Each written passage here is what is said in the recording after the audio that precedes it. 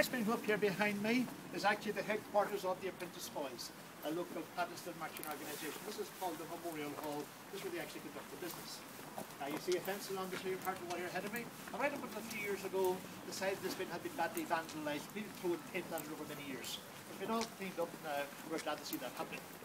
Now there have been troubles associated with these marches going back to the 1800s, not just a modern day pattern.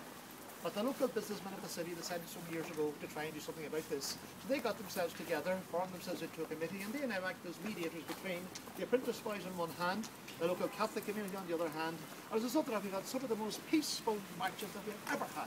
And please God, that's the way forward. A little bit of tolerance and give and take. To be fair to the Apprentice Boys, they have played an active part in this as well. They've moved their December celebration from late December to early December, with some of the businessmen. They open up their hall here now in the summertime. For the last 4 years, they have a beautiful museum telling their story, open to everybody, and they get dressed up in medieval costume, reenact scenes from the siege. So things have improved dramatically here in the city in recent years. Long may that continue to be the case. Take a drink of water, John.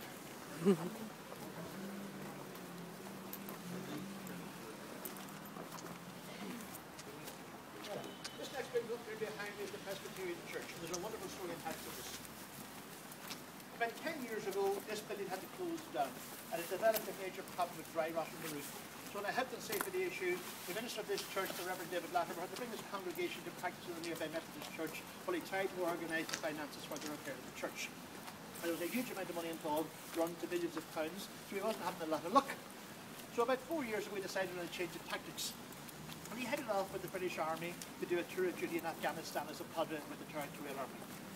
He was away for approximately 6 months. And then when he arrived back in the city after doing the tour of duty, he was back a few nights when he got a knock on his door one night. Who was it but Martin McGuinness? Over to welcome him home. Glad you got back home in one piece, David. Thank you very much, Martin, he said. Would you like to come in for a wee cup of tea? He says, I'd love to. I've got some very good news for you. And Mr. McGuinness presented the Reverend Latimer with 2 letters from the government authorising almost £2 million worth of government money for the repair of the church. Now you notice we have a Blue Coat School visitor centre. That is actually a museum telling the history of the city. And this money came through the historic buildings people and through the Department of Tourism people. All the repair was done to the church, and just over a year ago, May of last year, the church was ready for reopening again. And after being away for so long, the Reverend Latimer, who's a very outgoing kind of a personality, decided to have a rededication of his church. And he would blame him for that. So what first thing he did was to invite the Catholic Bishop of the city, Dr. Higgins, not just to attend the service, but to participate in it. And for the first time ever in the history of this city, a Catholic bishop participated in the service in the Presbyterian Church. Sitting in the front row, side by side, was Mr. McGuinness and Mr. Baggett, the Chief Constable of the Police Service of Northern Ireland, in full dress uniform. They both spoke from the same lecture. Phil Coulter, our world-famous musician, flew in specially to provide the music, and the 3 singing priests sang it. I couldn't make it up. I literally could not make this up. The story doesn't quite end there. As I told you, the Reverend Latimer was a very outgoing kind of a character. He always refers to his church here as the Presbyterian Church in the Bog site. And the one thing we're pretty sure of is there's few, if any, Presbyterians in the Bog site. But he decided he wanted his church to be more than just a place for Sunday services. He decided he would set up a series of lectures called Conversations Across the Wall. The first one took place last October, and the lecture was given by President McAleese, the President of Ireland. In one of her last official duties before she stepped down as the President, she addressed over 800 people here from both communities about the whole peace process, the role that Derry is playing, and about how bright the future could be for everybody if we all pulled in the same direction. I believe it was one of the most inspirational speeches ever given in this city. People are still talking about it. The second lecture since taken place given by a local man called Richard Moore.